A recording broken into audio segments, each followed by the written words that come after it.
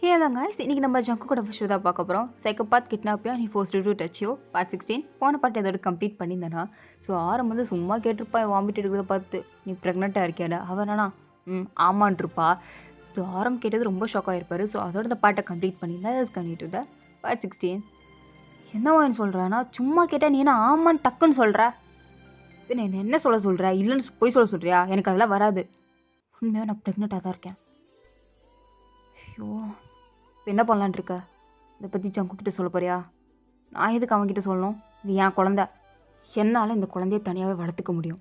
ஜங்கு கூட தோண வெறும் எனக்கு அவசியமே கிடையாது. எனக்கு ஜங்குக்கு வேண்டாம். நான் முடிவு பண்ணிட்டேன்.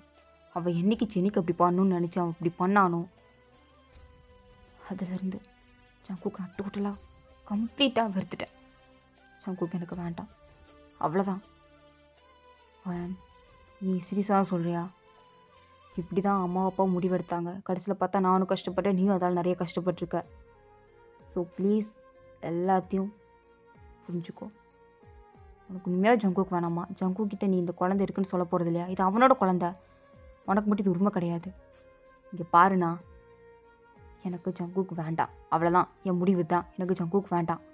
நானே என் குழந்தைய பார்த்துக்கிறேன், என்னையும் பார்த்துக்கிறேன். என்னை பார்த்துக்க எனக்கு தெரியும். ப்ளீஸ் தயவு செஞ்சு இதில் ஜங்குக்கு மட்டும் கொண்டு வராதிங்க. ஜங்கு கிட்ட மட்டும் யார் இதை சொல்லி தொலைக்காதீங்க. நானே ஹேண்டில் பண்ணிக்கிறேன். சரி, நான் அந்த ப்ராப்ளத்தை உங்ககிட்டே விடுறேன். உன் லைஃப் நீயே பார்த்துக்கோ அப்படின்ட்டு ஆரமாக அங்கேருந்து ஒன்றும் சொல்ல முடியாமல் வந்துட்டார். இந்த பக்கம் எனக்கு ஒரே குழப்பமாக இருக்குது. ஜங்கு கிட்ட சொல்லணுமான்னு தோணிக்கிட்டே இருக்குது. இந்த பக்கம் ஜங்கு பைத்தியமே ஆகிட்டான். ஆரம் வீட்டு வாசலில் தான் உட்காந்துருக்கான். ஸோ எனக்கு அப்படியே தோணுது, ஜங்கு வெளில தான் இருக்கான்ட்டு. ஸோ வெளில எட்டி பார்க்குறா, ஜங்குக்கு இன்னும் போகிறதா இல்லை. அங்கேயே ஸ்டெப்ஸ்லேயே உட்காந்துருக்காரு. எனக்கு பார்க்க ஒரு மாதிரி கஷ்டமாக இருக்குது. பார்த்ததுக்கு அவளுக்கு வாமிட்டார் வந்துகிட்டு இருக்கு. ஜங்குக்கை பார்த்து ஒரு மாதிரி வாமிட் பண்ணுற மாதிரி தான் அங்கிட்டு போகிறா. ஜங்குக்கு ஒரு மாதிரி தோணுது, எதுக்கு வாமிட் பண்ணுற மாதிரி போகிறா அப்படின்னு. ஏன்னா அவரும் டாக்டர் தானே, அவருக்கு தெரியாதாக்கும் இவ எதுக்கு இப்படி பண்ணுறா அப்படின்னு. ஸோ டக்குன்னு உள்ளே வரலான்னு பார்க்கும்போது பாடி கார்ட்ஸ் தான் தடுக்கிறாங்க. அவள் கத்துறாரு.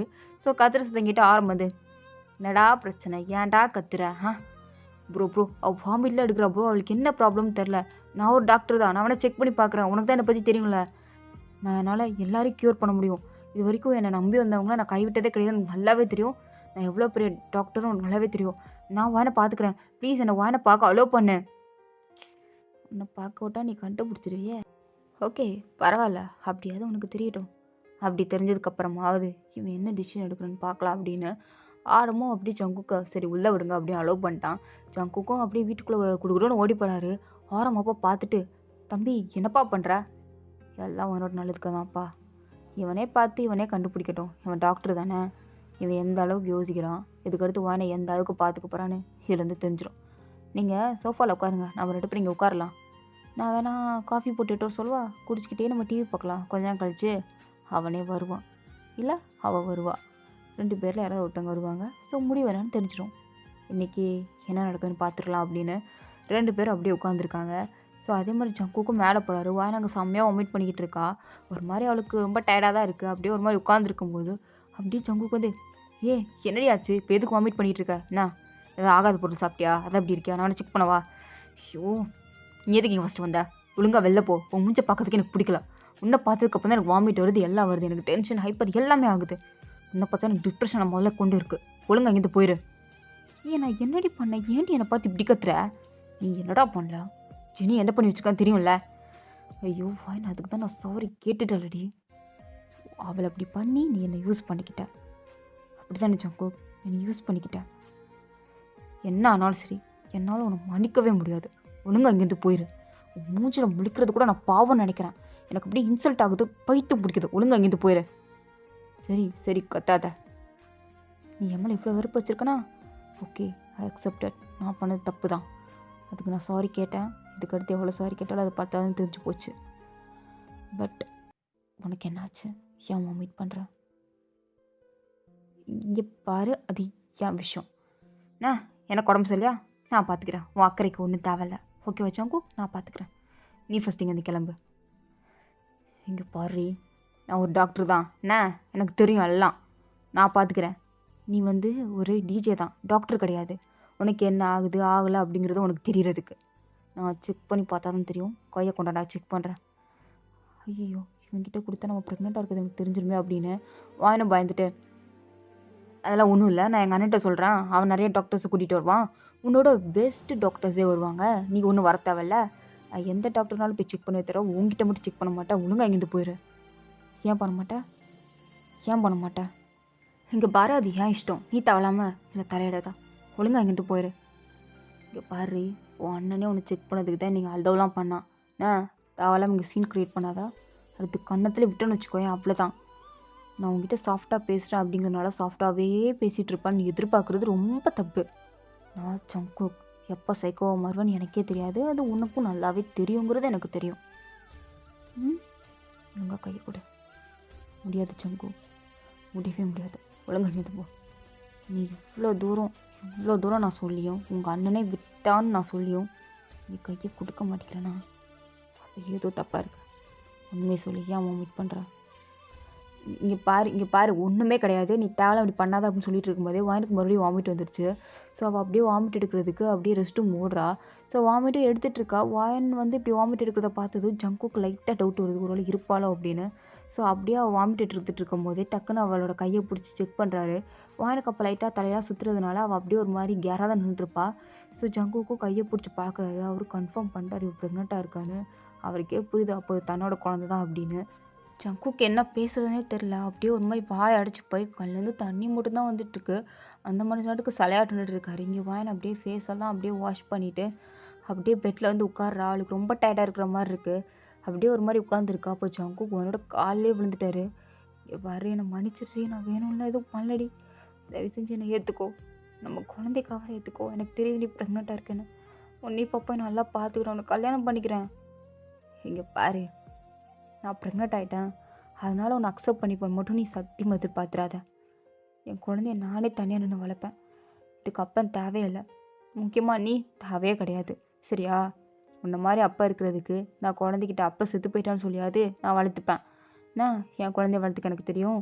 அதுக்கு நீ சப்போர்ட் பண்ணுங்கன்னு நான் உன்கிட்ட என்றைக்குமே வந்து கேட்க மாட்டேன், சரியா? ஸோ அதனால் உங்ககிட்ட நான் எந்த ரெஸ்பான்சிபிலிட்டி திணிக்க விரும்பலை. ஒழுங்காக இங்கேருந்து போயிருச்சோங்கு. பாரு, ஓவராக பேசுகிற. உன் பக்கத்தில் என் குழந்த இருக்குது, அது என் குழந்த. சும்மா உன் குழந்த நீ சொல்லிக்கிட்டு இருக்காத. அது நம்ம 2 பேருக்கு சொந்தமானது, நம்ம குழந்த. அதை வளர்க்கணுன்னா நம்ம 2 பேர் சேர்ந்து தான் வளர்க்கணும். நான் இல்லாமல் நீ என் குழந்தைய எப்படி வளர்க்குறேன்னு நானும் பார்க்குறேன். ஒழுங்கு மரியாதையா என் கூட வந்துடு. உனக்கு நான் 2 நாள் டைம் கொடுக்குறேன். ஒழுங்காவா. என் குழந்த தான் உன்கிட்ட இருக்குது, இது நான் கொடுத்தது, புரியுதா உனக்கு? சும்மா குழந்தை சொன்னியே, நீ அப்படி தனியாக உருவாக்கிட்ட? இல்லை அவனு தானே. என் வாயிலேருந்து அசிங்கமாக அரைச்சிடாத. பொறுமையாக இருக்கேன்னா அதுக்கு காரணம் இருக்குது. தப்பு பண்ணியிருக்கேன், அதான் பொறுமையாக இருக்கேன், ஒரு லிமிட்டோடு இருக்கேன். நீ அதை மாரி க்ராஸ் பண்ணி என்கிட்ட பெரிய மயிறு மாதிரி பேசிகிட்டு இருந்தேன்னு வச்சுக்கோயேன், அப்படியே செவ்விலே ஒன்று விட்டுருவேன்.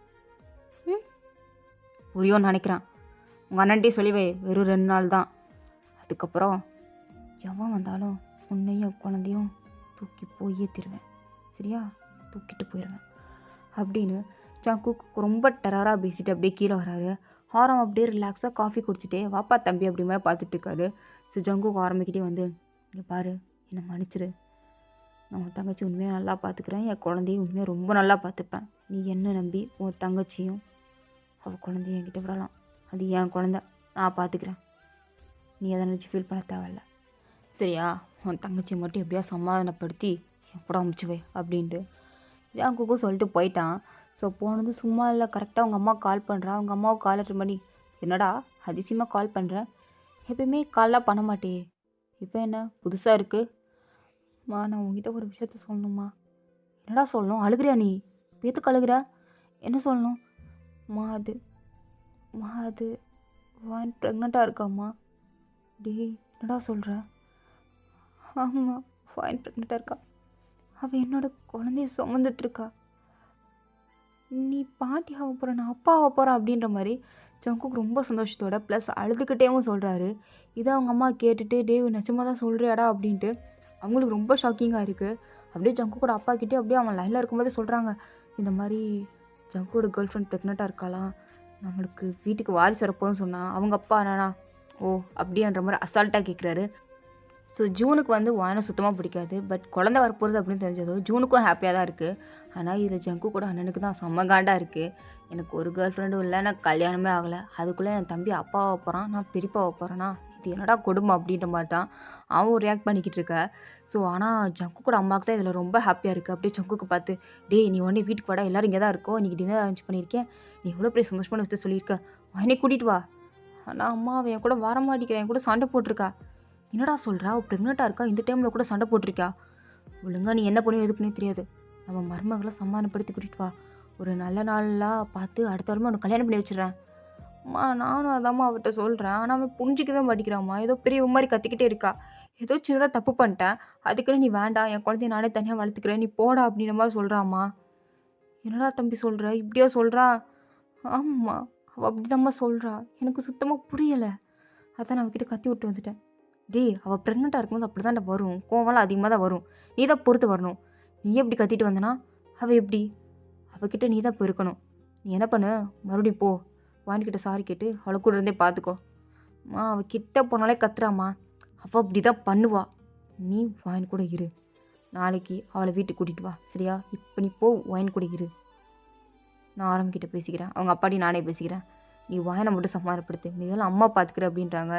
ஜங்குக்கும் முத அம்மா சப்போர்ட் பண்ணுறாங்களே அப்படின்ற ரொம்ப சந்தோஷம் வேறு. ஸோ அதனால் மறுபடியும் ஆரம்ப வீட்டுக்கு தான் வராது. ஆனால் ஆரம்ப ஜங்குக்கை பார்த்துட்டு, ஏன்டா இப்போ தான் போனேன் திருப்பி வர? அதுவா, உன் தங்கச்சியை பார்க்காம இருக்க முடியல, அதான் வந்துட்டேன். என்னதான் இருந்தாலும் அவன் பொண்டாட்டி ஆக போகிறா, நான் வேறு பாப்பா ஆகிட்டேன். என் பொண்டாட்டி இப்படி தனியாக விட்டு போகிறது அது உன்கிட்ட ஸோ சரியாக வராது. என்னதான் நீயும் உங்கள் அப்பாவும் என் பொண்டாட்டியை பார்த்துட்டு இருந்தாலும் என் பொண்டாட்டி என்ன தான்டா தேடுவா. என்ன சொன்னேன், என் தங்கச்சி உன்னை தேட போகிறாளா? இங்கே வர்றா, உன் தங்கச்சி வெளில சும்மா சீன் போடுவா, என்னை லவ் பண்ணாத மாதிரி, என்னை பிடிக்காத மாதிரி. ஆனால் அவளுக்கு நானாக ரொம்ப பிடிக்கும். நான் பண்ண ஒரே ஒரு தப்பை தான் அவள் பிடிச்சிக்கிட்டு இருக்கா, அது பெரிய தப்பு அதான். மற்றபடி நான் தப்பெல்லாம் எந்நேரம் பண்ணாமல் இருந்ததுன்னு வச்சுக்கோ, எந்நேரம் தங்கச்சி என்னை கல்யாணமே பண்ணியிருப்பா. டேய் என் தங்கச்சி அப்படியே என்ன மாதிரிறா? அப்படியா, சரி சரி பார்த்துக்கலாம். உன் தங்கச்சி நீ சொல்கிற மாதிரி இருக்காளா இல்லை நான் சொல்கிற மாதிரி இருக்காளான்ட்டு பார்த்துடலாம் அப்படின்ட்டு ஜங்கோக்கோ வீட்டுக்குள்ளே வராரு. வான்னு பார்த்தா அவங்க உட்காந்து ஃபுல்லாக சாப்பிட்றா. ஆனால் வாய் தான் சாப்பிடுதே தவிர கண்ணில் அப்படியே கலங்கியிருக்கு. அப்படியே ஜங்குக்கு ரொம்ப மிஸ் பண்ணுறா போல். அப்படியே ஒரு மாதிரி சாப்பிட்டுக்கிட்டே கண்ணெல்லாம் கலங்கிட்டு அப்படியே வகுத்தில் கை வச்சுட்டு தான் உட்காந்துருக்கா. அப்போ கரெக்டாக ஜங்குக்கு வரதை பார்த்ததும் ஒரு சந்தோஷம் வருது, ப்ளஸ் கோவமும் வருது. அப்படியே முறைச்சிட்டு பார்த்துட்டு இருக்கா. அப்போ ஜங்குக்கு அப்படியே சிரிச்சுட்டே கிட்ட வந்து, ரெடி பண்ணாடி பசிக்குதா? ஆமாம், நீ ப்ரெக்னெண்ட்டாக இருக்கன்னு எங்கே வச்சு செக் பண்ண? டே அவள் உன் ஹாஸ்பிட்டல் தான் செக் பண்ணா அப்படின்னு ஆரம்பம் சொல்லும்போது, என்னது என் ஹாஸ்பிட்டல் தான் நீ செக் பண்ண, எனக்கே தெரியலையே அப்படின்ட்டு ஸ்டாஃபுக்கெலாம் கால் பண்ணி கேட்குறாரு. அவங்களும் ஆமாம் சார், மேம் வந்து ஜெனி மேம் பார்க்க வந்தாங்க, அப்போவே ப்ரெக்னன்சி டெஸ்ட்லாம் பண்ணி பார்த்தாங்க, நான் தான் சார் கன்ஃபார்ம்னே சொன்னேன். ஏண்டி பைத்தியக்காரி, என் குழந்தை கன்ஃபார்ம் இருக்கிறது நீ என்கிட்ட சொல்லாமல் ஏண்டி அவகிட்ட சொன்னேன்? அவட்ட சொன்ன அடுத்த செகண்ட் நீ என்கிட்ட சொல்ல வேண்டாமா? நான் தான் வாயன் ஹாஸ்பிட்டல் வந்தாலும் அவள் எதை பற்றி கேட்குறா, என்ன ஏது அப்படின்னு கால் பண்ணி சொன்னா இல்லையா? இல்லை சார், உங்ககிட்ட சொல்லலான்னு வந்தேன், ஆனால் அதுக்குள்ளே நீங்கள் தான் ரொம்ப டிப்ரெஸ்டாக இருந்தீங்க. ஸோ ஜிமனும் இதையும் எதுவும் சொல்ல வேண்டான்னு சொன்னாங்க. அதாவது ஏதாவது கேஸ் இருக்கா, இல்லை யாரை பற்றி சொல்ல வேண்டாம், அவரை கொஞ்சம் தனியாக விடுங்கன்னு சொன்னாங்க. ஸோ அதனால தான் சார் நான் சொல்லலை, சாரி சார். சரி ஃபோனை வை அப்படின்னு காலை கட் பண்ணிவிட்டு, வேன் எதாவது சாப்பிட்றது மாதிரி சொல்லி நான் வாங்கிட்டு வரேன். ஒன்றும் வேண்டாம், இதை வீட்டை விட்டு வெளில போ, எனக்கு அதுதான் வேணும். ஏய் எதுக்கடி இப்போ மூஞ்சில் அடித்த மாதிரி பேசுகிற? அப்படி தான் பேசுவேன். என்ன பண்ணுவா? என்ன பண்ணுவ நீ? என்ன பெரிய இவனா? எனக்கு கடுப்பாக இருக்குது இந்த வீட்டுக்குள்ளே இருக்கிறதுக்கு. சரிவா, அப்போ வெளில கூப்பிட்டு போகிறேன். நான் வரமாட்டேன். ஆனால் பாருண்ணா, இங்கே பாருமா, அப்போவே சொல்லிட்டேன், உன் லைஃப் நீ தான் பார்த்துக்கணும். உன் குழந்தையோட அப்பா வந்து கேட்குறான், ஸோ என்னால் எப்படி தடுக்க முடியும்?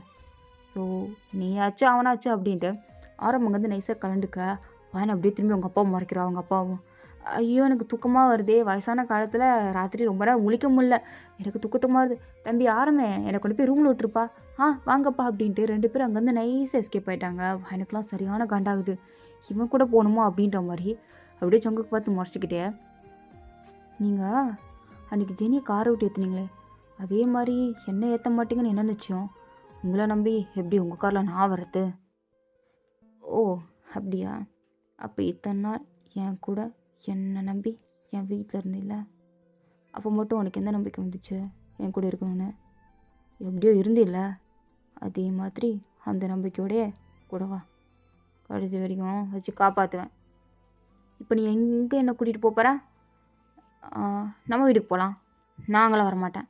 நான் இங்கே தான் இருப்பேன். என் அண்ணன் கூடயும் அப்பா கூட தான் இருப்பேன். சரி இருந்துக்கோ. ஒரு டிரைவ் போயிட்டு வரலாம். உனக்கும் ரிலாக்ஸாக ஃபீல் ஆகும். கொஞ்சம் ஃப்ரெஷ் ஏர் வாங்கின மாதிரி இருக்கும். இந்த வீட்டுக்குள்ளேயே அடைஞ்சு கிடந்தா உனக்கு தான். நான் உனக்காக ஒன்று சொல்லடி. ஓ அப்படியா? எனக்கா நீ சொல்லலையா? சச்சா, உனக்காக சொல்ல. என் குழந்தை என்கிட்ட கேட்டுக்கிட்டா அதுக்காக. அப்போ நீ என்ன சொல்ல வர? நீங்கள் வந்தது எனக்கா இல்லை என் குழந்தைக்காக அப்படின்னு நீ சொல்ல வரியா? சாரிடி, இது உன் குழந்தை இல்லை என் குழந்தை. என் குழந்தைக்காக தான் வந்தேன். ம் ஓ அப்போ உனக்கு உன் குழந்தை தானே வேணும். ஆனால் அது என் பக்கத்தில் இருக்குது. அப்போ அது என் குழந்தை தான். அது நான் என்ன சொல்கிறேனோ அதுதான் கேட்கும். அப்படியா? சரி நீ என்ன சொல்லு, கேட்குறேன் நான். நீயே கேட்கணும். நீ உன் குழந்தைக்காக தானே வந்த. ஆமாம். அப்போ என் குழந்தை உனக்குள்ள தானே இருக்குது. அப்போ நீ எனக்கு ஒரு குழந்தை மாதிரி தானே. அதெல்லாம் கிடையாது. நீ மாற்றி பேசுகிற. இங்கே பாரு, என்ன வேணும் உனக்கு? என்ன பிரச்சனை? வாழ் வாழ்னு கத்தாத, வந்து தொலை அப்படின்னு. வாயனை அப்படியே வம்படியே எடுத்துகிட்டு போகிறாரு. வாயன் வரலாம் மாட்டேன்றா. இங்கே பாரு, ரொம்ப ஃபோர்ஸாக பிடிச்சி இழுக்கூடாதுன்னு நினைக்கிறேன். வித்தில் என் குழந்தை இருக்குது. ஸோ பார்த்து நீ ஏன் வரியா இல்லைன்னா நடக்கிறதே வேற. ஏ போடா, நான்லாம் வரல. என்ன வாடா போலாம் கூப்பிட்ற அப்படின்ட்டு அப்படியே வானோட கணத்தை பிடிச்சி லைட்டாக கிஸ் அடிக்கிறாரு. எனக்கு ஒரு மாதிரி சிரிப்புலாம் வருது. இருந்தாலும் இவன்ட்டெல்லாம் நம்ம கெத்த விட்டுறக்கூடாது அப்படின்ட்டு ஒரு வீராப்போட தான் நின்றுட்டுருக்கா. அப்போது ஜங்குக்கும் வந்து தொலை அப்படின்னு கையை பிடிச்சி தரத்தர இழுத்துட்டு போகிறாரு. சரின்னு சொல்லிட்டு வாயனும் அப்படியே மெதுவாக நடந்து வரா. ஸோ வாயன் இப்படி மெதுவாக நடந்து வரதை பார்த்துட்டு இவன் வரமாட்டா அப்படின்னு அவர் தூக்கிட்டே போயிட்டாரு. ஸோ தூக்கிட்டு அப்படியே கார்லேயும் உட்கார வச்சுட்டு காரையும் ட்ரைவ் பண்ணிட்டு போகிறாரு. வாயன் கொஞ்சம் ஃப்ரெஷ்ஷாக தான் இருக்குது. ஸோ அதனால் அப்படியே ஃப்ரெஷ்ஷாக உட்காந்துருக்கா. திடீர்னு அவளுக்கு ஆப்பிள் சாப்பிடணுமோன்னு இருக்குது ஜங்கு கிட்ட. எனக்கு ஆப்பிள் வேணும்னு கேட்குறா. இந்த நேரத்தில் நான் எங்கடி போய் வாங்குவேன்? எனக்கு தெரியாது, எனக்கு வேணும் அப்படின்றா. ஸோ அங்கே பார்த்தா நிறையா கடைலாம் இருக்குது. ஸோ அங்கெல்லாம் போய் கேட்குறாரு, எங்கேயும் இல்லை. சரின்னு சொல்லிட்டு அப்படியே பக்கத்தில் இருக்க ஒரு நிறையா சூப்பர் மார்க்கெட் எல்லாத்தையும் போய் பார்க்குறாரு. ஃபைனலி வாங்கிட்டு வந்துட்டாரு. மூச்சு வாங்க அதை வாங்கிட்டு வந்து வாங்கிக்கிட்டு கொடுக்குறாரு. கொடுத்தது வாங்கி ரொம்ப ஹாப்பியாக அதை சாப்பிட்டுட்டு செம்ம டேஸ்ட்டாக இருக்குது தெரியுமா, அதை சாப்பிட்டதுக்கப்புறம் தான் எனக்கு ரிலீஃபாக ஃபீல் ஆகுதுன்னு சொல்லிட்டு ஆப்பிள் எதுவும் சாப்பிடாதவங்க மாதிரி உட்காந்து சாப்பிட்டுட்டு இருக்கா. ஜங்கு காணும் பார்த்துட்டு இருக்காரு, இவப்பெல்லாம் சாப்பிடுவாளா அப்படின்னு. ஸோ இதோட இந்த பார்ட் கம்ப்ளீட் ஆகுது. தேங்க்ஸ் ஃபார் வாட்சிங். உங்களுக்கு பிடிச்சிருந்தா லைக் பண்ணுங்கள் ப்ளீஸ். மறக்காம சப்ஸ்கிரைப் பண்ணுங்கள். ஓகேங்களா? Tata bye, see you later.